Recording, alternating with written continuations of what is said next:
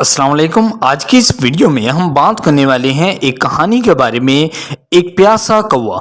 दोस्तों, अगर आपने अभी तक हमारा चैनल उर्दू कॉपी को सब्सक्राइब नहीं किया तो प्लीज़ सब्सक्राइब करें।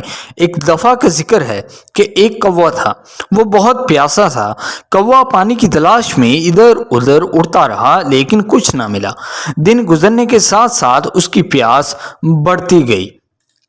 आखिरकार वो उड़ते उड़ते एक बाग में पहुंचा। वहां उसने एक पानी का घड़ा देखा। कौवा घड़े को देखकर बहुत खुश हुआ। घड़े में पानी बहुत कम था कि उस तक पहुंचना मुमकिन न था।